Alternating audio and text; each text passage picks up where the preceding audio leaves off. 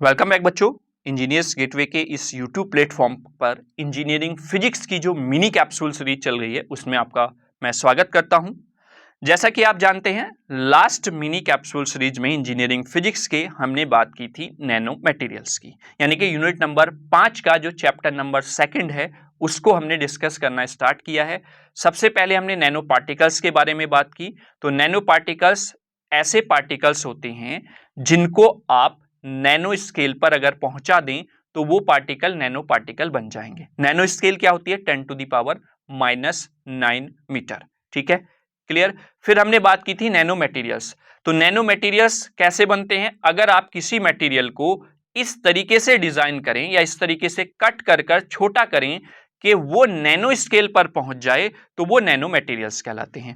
अब आपके पास कोई भी अगर मटेरियल होता है बच्चों, तो वो मटेरियल 3 डायमेंशनल में अगर हम बात करें, यानी कि उसकी 3 डायमेंशंस अगर होती हैं, जैसे मैं बात करूं कि 3 डायमेंशन यानी कि 3 डायमेंशन है उसकी, उसके पास हाइट भी है, उसके पास विड्थ भी है, उसके पास लेंथ भी है। जैसे कि आप क्यूब की बात करें, है ना, तो अगर उस क्यूब के किसी भी एक साइड को, चाहे आप लेंथ की बात कर लें, चाहे आप विड्थ की बात कर लें, चाहे आप हाइट की बात कर लें, अगर नैनो स्केल पर आप डिजाइन कर लेते हैं तो वो आपका नैनो मटेरियल बन जाता है। एक ही डायमेंशन को नहीं, आप 2 को कर सकते हैं, 3 को कर सकते हैं, तो वो आपको बना के देगा नैनो मटेरियल।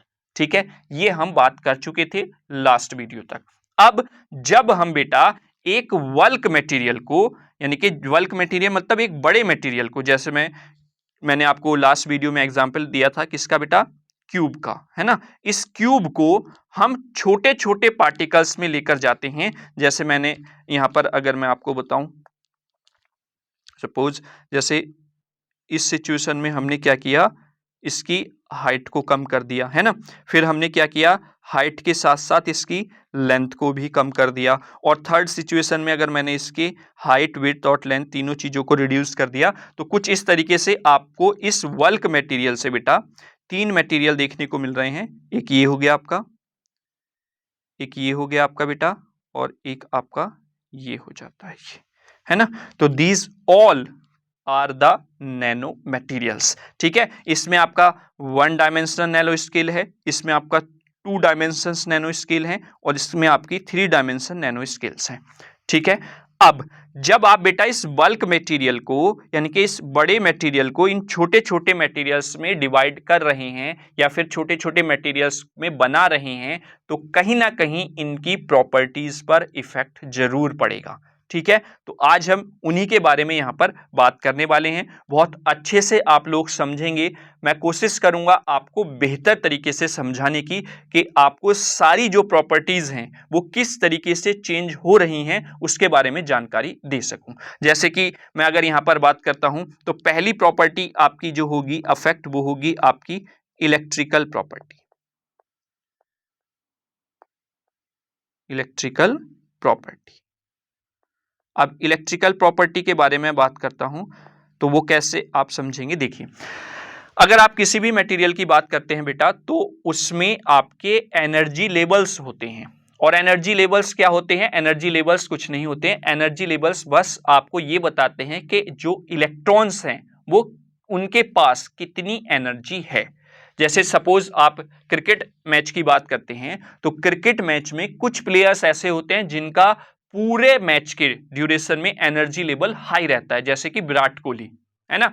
और कुछ प्लेयर्स ऐसे होते हैं जिनका एनर्जी लेवल विराट कोहली के कंपैरिजन में कम रहता है, यानी कि वो ज्यादा एक्टिव नहीं रहते हैं मैदान पर, है ना। तो उस तरीके से हम कैटेगराइज कर देते हैं कि किस इलेक्ट्रॉन का एनर्जी लेवल कहां पर है, और वहां पर हम बहुत अच्छे से समझते हैं, क्योंकि आपने 12th में फिजिक्स में पढ़कर आप आए होंगे बेटा एनर्जी लेवल, है ना। कुछ इस तरीके से आपने देखा होगा। तो जब बहुत सारे एनर्जी लेवल्स पास पास होते हैं तो वो बैंड बना लेते हैं। जैसे मैं सेमीकंडक्टर की बात करता हूं, तो यहां पर जो इलेक्ट्रॉन्स हैं वो कुछ बहुत पास पास एनर्जी के साथ होंगे, तो ये एक बैंड बन जाता है जिसको हम बैलेंस बैंड बोल देते हैं। वैसे ही जो कंडक्शन बैंड है, यानी कि हायर एनर्जी लेवल है, वहां पर भी डिफरेंट डिफरेंट एनर्जी लेवल्स पर इलेक्ट्रॉन्स रहेंगे। ठीक है, और वो बहुत ही स्मॉल अमाउंट का डिफरेंस आपको देखने को मिलता है। तो वहां पर जो ये इलेक्ट्रॉन्स का एनर्जी लेवल है, इससे एक बैंड बन जाएगा जिसको आप कंडक्शन बैंड बोल देते हैं, और इन दोनों के बीच का जो ये गैप है ये फॉरबिडन एनर्जी गैप आप इसको बोलते हैं, यानी कि ईजी आप इसको नाम देते हैं। ठीक है, तो अब इस इलेक्ट्रिकल प्रॉपर्टी पर कैसे इफेक्ट पड़ेगा वो देखिए। ये क्या है, ये इस बल्क मटेरियल की सिचुएशन है बेटा। किसकी सिचुएशन है?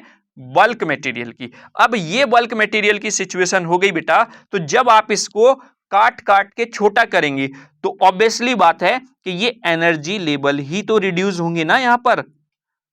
तो अब जब एनर्जी लेवल देखो, ये कंडक्शन बैंड इतना बड़ा था, अब ये छोटा हो गया, वैलेंस बैंड इतना बड़ा था, ये छोटा हो गया। अब और मैंने इसको कट किया तो ये कंडक्शन बैंड और छोटा हो गया मेरे बच्चों, ऐसे ही बैलेंस बैंड भी और छोटा हो गया। अब यहां पर आपको क्या देखने को मिल रहा है बेटा, ये जो एनर्जी गैप है conduction band as well as valence band के बीच में, ये क्या हो रहा है, ये इंक्रीज हो रहा है। अब इंक्रीज होने पर क्या होता है कि यहां पर इसकी जो कंडक्टिविटी है, इलेक्ट्रिकल कंडक्टिविटी है, वो क्या हो जाती है, डिक्रीज हो जाती है।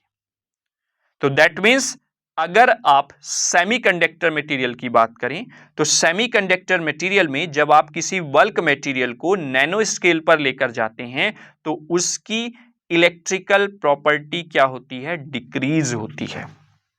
ठीक है, वहीं पर अगर हम मेटल की बात करते हैं बच्चा, तो मेटल में क्या होता है बेटा, मेटल की अगर मैं सिचुएशन आपको बताऊं यहां पर, तो मेटल में ये ओवरलैपिंग होती है, ऐसे बैलेंस बैंड और कंडक्शन बैंड के बीच में ओवरलैपिंग रहती है।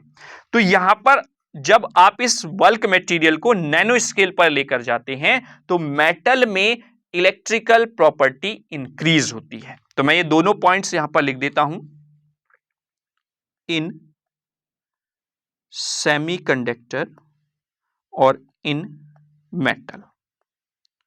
ठीक है, सेमीकंडक्टर में इलेक्ट्रिकल प्रॉपर्टी जो होती है मेरे बच्चों, वो क्या होती है, डिक्रीज होती है, और यहां पर इलेक्ट्रिकल प्रॉपर्टी क्या होती है मेरे बच्चा, इंक्रीज होती है। ठीक है, सेमीकंडक्टर में इलेक्ट्रिकल प्रॉपर्टी डिक्रीज होती है जब आप एक बल्क मटेरियल को नैनो स्केल पर डिजाइन करते हैं, चाहे वो 1 डायमेंशनल पर हो स्केल, या 2 डायमेंशनल पर हो डिजाइन, या 3 डायमेंशनल पर हो, तो आपका इलेक्ट्रिकल प्रॉपर्टी जो होगा वो डिक्रीज ही होगा, किसका, सेमीकंडक्टर मटेरियल का। वहीं पर अगर हम मेटल की बात करते हैं बच्चा, तो मेटल में इलेक्ट्रिकल प्रॉपर्टी जब आप बल्क मटेरियल को नैनो स्केल पर डिजाइन करते हैं तो वो आपकी इंक्रीज होगी। आई होप इलेक्ट्रिकल प्रॉपर्टी आपको समझ में आ गई होगी। क्लियर। अब हम बात कर लेते हैं ऑप्टिकल प्रॉपर्टी की। सेकंड है आपकी ऑप्टिकल प्रॉपर्टी, मैं कलर चेंज कर लेता हूं, है ना। सेकंड प्रॉपर्टी है ऑप्टिकल प्रॉपर्टी। अब ऑप्टिकल प्रॉपर्टी की अगर मैं बात करूं तो ऑप्टिकल प्रॉपर्टी में क्या होता है, जब आप बल्क मटेरियल को नैनो स्केल पर लेकर जाते हैं तो ऑप्टिकल मतलब होता है लाइट, ऑप्टिक्स जहां पर भी वर्ड आ जाए उसका मतलब है लाइट से, है ना। जैसे आपने पढ़ा है फाइबर ऑप्टिक्स, तो फाइबर प्लस ऑप्टिक्स, ऑप्टिक्स मतलब लाइट, है ना।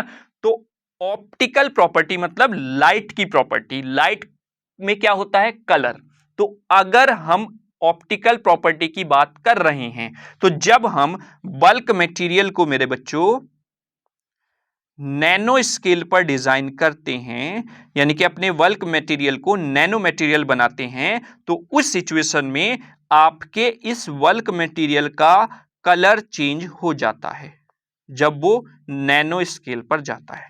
यानी कि एक बार फिर से मैं बता देता हूं, एक बहुत ही बड़ा मटेरियल आपके पास है, आपने उसको 1 डायमेंशनल, 2 डायमेंशनल, 3 डायमेंशनल पर नैनो स्केल पर डिजाइन कर दिया, तो आप देखेंगे जैसे ही वो नैनो स्केल पर पहुंचेगा उसका कलर क्या हो जाएगा, चेंज हो जाएगा। ठीक है, फॉर एग्जाम्पल हम बात करें गोल्ड की। गोल्ड एक ऐसा मटेरियल है जिस पर या जिसको नैनो स्केल पर डिजाइन करने के बाद ही आपके नैनो मटेरियल्स का इन्वेंशन हुआ था, है ना। तो गोल्ड मटेरियल ऐसा मटेरियल है, आप उसको किसी भी लेवल तक लेकर जा सकते हैं, वो ब्रेक नहीं होता है ना। ये आपने प्रॉपर्टी पढ़ी भी होगी गोल्ड की।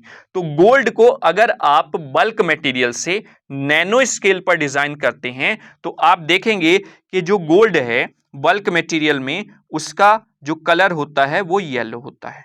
आप देखते हैं ना गोल्ड की जो चीजें होती हैं वो येलो कलर की दिखाई देती हैं। अगर आप उसको नैनो स्केल पर डिजाइन कर दें तो इसका कलर बेटा रेड हो जाएगा। कैसा हो जाएगा? रेड हो जाएगा। तो दैट मीन्स जब आप किसी भी बल्क मटेरियल को नैनो स्केल पर डिजाइन करते हैं तो उसका जो कलर है ऑप्टिकल प्रॉपर्टी के अकॉर्डिंग उसका जो कलर है वो क्या हो जाएगा? वो चेंज हो जाएगा। That's called the optical property. तो इसका मतलब ये हुआ कि bulk material to nano material, या फिर हम बात करें किसी भी मटेरियल का जो कलर है वो डिपेंड्स ऑन द साइज करता है। ठीक है, क्लियर? ऑप्टिकल प्रॉपर्टी आपको समझ में आ गई। अब हम नेक्स्ट बात कर लेते हैं केमिकल प्रॉपर्टी की। थर्ड प्रॉपर्टी जो है उसकी अगर मैं बात करूं यहां पर, वो है आपका केमिकल प्रॉपर्टी। केमिकल प्रॉपर्टी को डिस्कस करते हैं। देखिए हमारे पास क्या था बच्चा?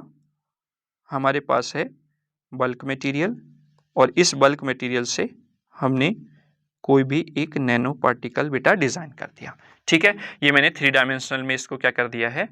नैनो स्केल पर लेकर गए हैं। तो ये कुछ इस तरीके से आपका बन जाएगा। ये आपका है बल्क मटेरियल और ये है आपका नैनो मटेरियल। ठीक है मेरे बच्चों, अब इसका केमिकल प्रॉपर्टी पर क्या इफेक्ट पड़ेगा? देखिए जैसे जैसे हम किसी बल्क मटेरियल को बेटा कहां पर लेकर जाते हैं? नैनो स्केल पर लेकर जाते हैं, तो दैट मीन्स उसका सरफेस टू वॉल्यूम रेशो जो है वो क्या होता है? इंक्रीज होता है। क्या होता है? इंक्रीज।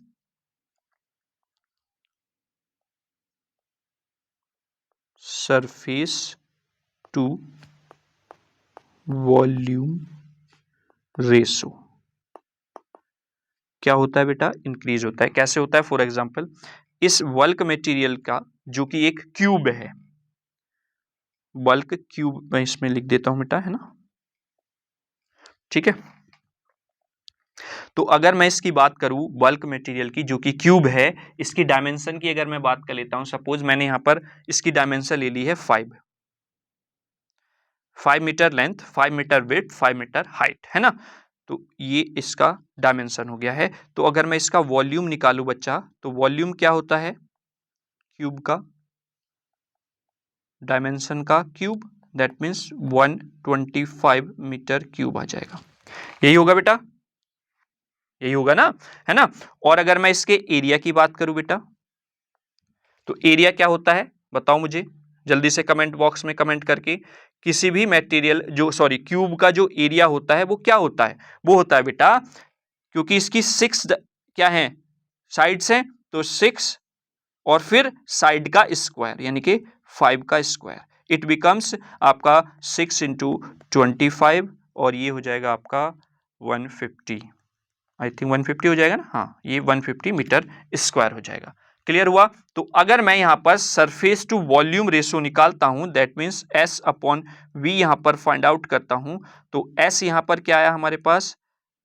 सरफेस एरिया यानी कि 150 अपॉन वॉल्यूम 125। ठीक है, 150 अपॉन 125 आपको यहां पर मिल जाएगा। ठीक, और जब आप इसको डिवाइड कर लें, तो अगर मैं इसको कैलकुलेटर से डिवाइड करूं बेटा, तो ये हो जाएगा 150 divided by 125, that's equal to 1.2। ये समझ में आया? ये है बल्क मटेरियल, क्यूब का जो क्यूब बल्क मटेरियल है उसके बारे में हमने यहां पर बात की। अब जब हमने इसको बल्क क्यूब को नैनो मटेरियल बना दिया, तो अब अगर हम सपोज बात करें कि इसका जो डायमेंशन है वो 1 मीटर पर आ गया, फॉर एग्जांपल मैं बात कर रहा हूं, क्योंकि आप इसको नैनो स्केल पर लेकर जाएंगे, ये ध्यान रखना है ना। अब मैंने 5 मीटर से 1 मीटर की बात की, तो अब अगर मैं इसके सरफेस मतलब वॉल्यूम की बात करता हूं मेरे बच्चा, तो वॉल्यूम क्या हो जाएगा बेटा? 1 का क्यूब, दैट मीन्स 1, और एरिया क्या हो जाएगा मेरे बेटा, एरिया हो जाएगा इसका बेटा 6 इंटू 1 का स्क्वायर, दैट मीन्स 6। ये है आपका मीटर क्यूब और ये है आपका metre square. Is that clear? अब अगर मैं बात करता हूं सरफेस टू वॉल्यूम रेशो की, तो सरफेस एरिया कितना है, 6 है, वॉल्यूम 1 है, तो कितना हो गया मेरे बेटा, 6 मीटर।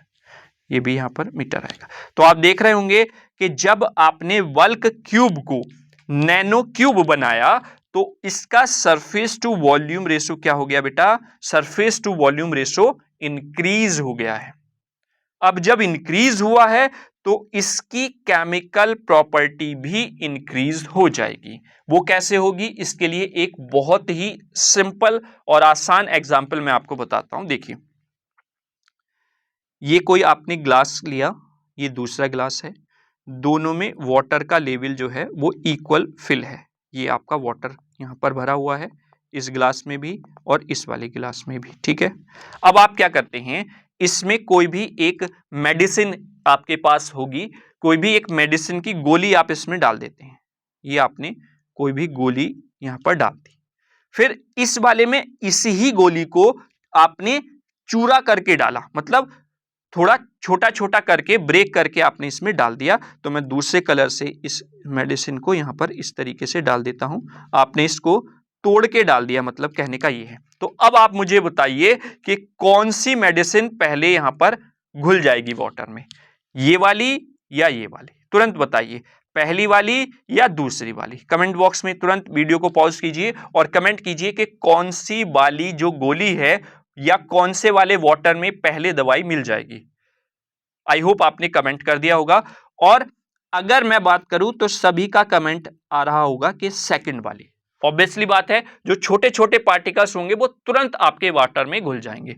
तो आपने यहां पर क्या देखा बेटा कि जब हमने इसको एक बल्क मटेरियल को छोटे छोटे पार्टिकल्स में ब्रेक कर दिया, तब क्या हुआ, तब आप देख रहे होंगे कि जो ये छोटे छोटे पार्टिकल्स थे, इनका सरफेस टू वॉल्यूम रेशो जो है वो बढ़ गया, यानी कि इनको ज्यादा स्पेस मिल रहा है अब मेल्ट होने के लिए इस ग्लास के अंदर। तो ये जल्दी मेल्ट हो जाएंगे, जल्दी घुल जाएंगे वाटर में, कंपेयर टू द एक जो आपकी ये बड़ी वाली गोली थी इसके कंपैरिजन में। Is that clear? तो आपको समझ में आ गया केमिकल प्रॉपर्टी क्या होती है, surface to volume ratio increase हो रहा है, इस वजह से केमिकल प्रॉपर्टी जो है वो भी क्या हो रही है, इंक्रीज हो रही है, जब आप एक बल्क मटेरियल को नैनो स्केल पर लेकर जा रहे हैं। Is that clear? And last one जो प्रॉपर्टी हम यहां पर डिस्कस करेंगे वो है आपका थर्मल प्रॉपर्टी। थर्मल प्रॉपर्टी में बेसिकली हम मेल्टिंग पॉइंट की बात यहां पर करेंगे। थर्मल प्रॉपर्टी, और वो भी क्या है, मेल्टिंग पॉइंट, यानी कि जो पार्टिकल है, जो मटेरियल है आपका बल्क मटेरियल, जब आप उसको नैनो स्केल पर लेकर जा रहे हैं तो उसके मेल्टिंग पॉइंट पर क्या इफेक्ट पड़ेगा उसकी बात हम यहां पर करेंगे। ठीक, अब इसको अगर मैं ग्राफ से आपको बताऊं तो आपको पूरा क्लियर हो जाएगा ग्राफ से। देखिए, मैं यहां पर एक ग्राफ ले लेता हूं बेटा, ब्लू कलर का, ब्लू आइज है ना, या फिर आज ब्लू है, पानी पानी है ना ठीक है। तो अगर मैं यहां पर ग्राफ डिजाइन करूं बेटा तो ग्राफ कुछ इस तरीके से है आपका ये, और ये ग्राफ किस किस के बीच में है बेटा, ये ग्राफ है आपका डायमीटर ऑफ मटेरियल या डायमेंशन ऑफ मटेरियल की बात कर लूं मैं, और ये है आपका मेल्टिंग पॉइंट, इधर मेल्टिंग पॉइंट। तो इस डायग्राम को देखते ही आपको समझ जाना चाहिए कि क्या इफेक्ट पड़ेगा। ये आपका बल्क है और ये आपका यहां पर इधर की तरफ नैनो मटेरियल बन जाता है जब हमने इसको छोटा किया, सपोज हमने ये डिजाइन कर लिया है ना। तो आप यहां पर क्या देख रहे होंगे बेटा, जब ये बल्क मटेरियल है यानी कि इसका जो डायमेंशन है वो बड़ी है, तो यहां पर आप देख रहे होंगे कांस्टेंट है मेल्टिंग पॉइंट। अब जैसे ही ये साइज रिड्यूस होना स्टार्ट हुआ तो आप यहां पर बेटा क्या देख रहे हैं कि जो मेल्टिंग पॉइंट है वो भी क्या हो रहा है मेरे बच्चों, वो डिक्रीज हो रहा है। देखिए यहां पर ये देखिए आप, यहां पर ये कांस्टेंट है, ठीक है। तो जैसे जैसे आपके बल्क मटेरियल का साइज रिड्यूस हो रहा है नैनो स्केल में, तो मेल्टिंग पॉइंट क्या हो रहा है, डिक्रीज हो रहा है। इसके लिए बहुत ही इजी और सिंपल लैंग्वेज में अगर मैं एक एग्जांपल आपको समझाऊं तो आपको पूरा क्लियर हो जाएगी। कौन सी प्रॉपर्टी, थर्मल प्रॉपर्टी, यानी कि मेल्टिंग पॉइंट की जो प्रॉपर्टी है वो क्या है। देखिए अभी हमने बात की किसकी, केमिकल प्रॉपर्टी में, एक डिस्प्रिन या फिर कोई भी एक आपने टैबलेट ली, उसको छोटे छोटे पार्टिकल में डिवाइड करके आपने दूसरे ग्लास में डाल दिया, तो जब छोटे छोटे पार्टिकल्स जिस आपने वाटर वाले ग्लास में डाले हैं तो वो जल्दी उसमें पानी में घुल जाएंगे कंपेयर टू द पूरी टैबलेट जो है ना। वैसे ही अगर आपके पास एक बहुत बड़ा मटेरियल है प्लास्टिक का, आपने उस बड़े मटेरियल से प्लास्टिक की एक बड़ी बॉल बनाई मेरे बच्चों, ये एक बड़ी बॉल है प्लास्टिक की, एग्जाम्पल के लिए मैंने बात की है, ठीक है। अब यहीं पर अगर आप छोटी छोटी बॉल बना लें, इसकी बना ली, माना इस बड़े मटेरियल से आपकी ये छोटी बॉल्स बन गई हैं, ठीक है। तो जब आप इसको मेल्ट करेंगे तो आप यहां पर क्या देखेंगे कि जो मेल्ट होंगी वो कौन सी जल्दी हो जाएंगी बेटा, छोटी वाली बॉल। ऑब्वियसली बात है, आप सोच रहे होंगे सर प्लास्टिक की है सारी एक साथ, मतलब चाहे आप बड़ी वाली डाल दें या छोटी वाली, बेटा मेल्ट होने की बात हो रही है। मेल्ट मतलब पूरा मेल्ट हो जाना, तो बड़ी वाली बॉल ज्यादा टाइम लेगी कंपेयर टू द छोटी वाली बॉल। ऐसे ही आप आयरन की बात कर सकते हैं, किसी एक बड़ी आयरन की बॉल के कंपैरिजन में अगर हम छोटी आयरन की बॉल को मेल्ट करें तो वो जल्दी मेल्ट हो जाएंगी, है ना। तो दैट मीन्स जैसे जैसे मटेरियल का साइज घटेगा, यानी कि हम नैनो स्केल पर उसको डिजाइन करेंगे, तो वहां पर मेल्टिंग पॉइंट जो है वो क्या हो जाएगा, वो रिड्यूस हो जाएगा, वो घट जाएगा। क्यों, यहां पर भी वही सिचुएशन आ रही है, क्योंकि सरफेस टू वॉल्यूम रेशो क्या हो रहा है, इंक्रीज हो रहा है मेरे बेटा।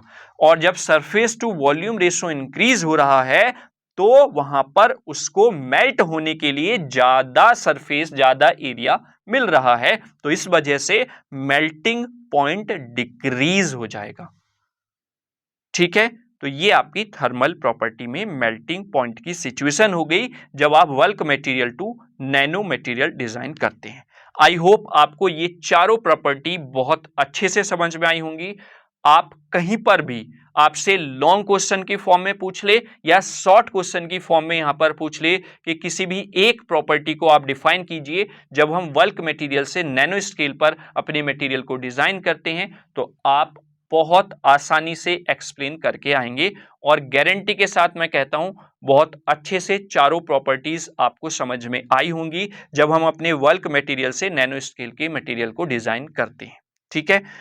तो वीडियो मुझे उम्मीद है कि आपको अच्छा लगा होगा, तो आप लाइक वाला बटन जरूर प्रेस कर दें। और जैसा कि मैंने शुरुआत में आपको बताया था कि अगर आप हमारे चैनल पर नए हैं तो आप चैनल को सब्सक्राइब कर लें, बेल आइकन को प्रेस कर लें, ताकि आपको समय समय पर नोटिफिकेशंस मिलते रहें। देखिए सब्सक्राइब करने के लिए हम क्यों कहते हैं बेटा, जो नंबर्स हमें सब्सक्रिप्शन के दिखते हैं, यानी कि जो सब्सक्राइब हमसे स्टूडेंट करके जुड़ते हैं, वो एक कॉन्फिडेंस देता है, यानी कि जो मटेरियल हम दे रहे हैं वो कहीं ना कहीं बच्चों को हेल्पफुल है, और वही नंबर्स हमें मोटिवेट करते हैं और बेहतर करने के लिए, ठीक है, कुछ ना कुछ नया करने के लिए। पूरी फिजिक्स आपकी अपलोडेड है हमारे यूट्यूब चैनल पर, लेकिन फिर भी कुछ नया हम दे सकें, कुछ नया हम कर सकें आपके लिए, उसी लिए हम इस मिनी कैप्सूल सीरीज को लेकर आए हैं। यानी कि कॉन्सेप्ट आपको जितना अच्छे से हम क्लियर करा सकें वो हमारी कोशिश है इस मिनी कैप्सूल सीरीज के हिसाब से या पॉइंट ऑफ व्यू से, ठीक है। तो आपको वीडियो कैसा लगा कमेंट बॉक्स में जरूर कमेंट करें। कोई और आपका सजेशन है तो कमेंट बॉक्स में वो भी आप सजेशन कमेंट कर सकते हैं, ठीक है। साथ ही साथ टेलीग्राम चैनल को भी ज्वाइन कर लें ताकि आपको वहां पर भी नोटिफिकेशंस मिलते रहें, ठीक है। तो चलिए अब नेक्स्ट वीडियो में हम बात करेंगे नैनो मटेरियल के डिफरेंट स्ट्रक्चर्स की, ठीक है। तो तब तक के लिए कोई भी डाउट, कोई भी सजेशन हो तो कमेंट बॉक्स में आप कमेंट कर दें, ठीक है। तो चलिए मिलेंगे आप नेक्स्ट वीडियो में नैनो मटेरियल के स्ट्रक्चर के साथ, तब तक के लिए जय हिंद, जय भारत।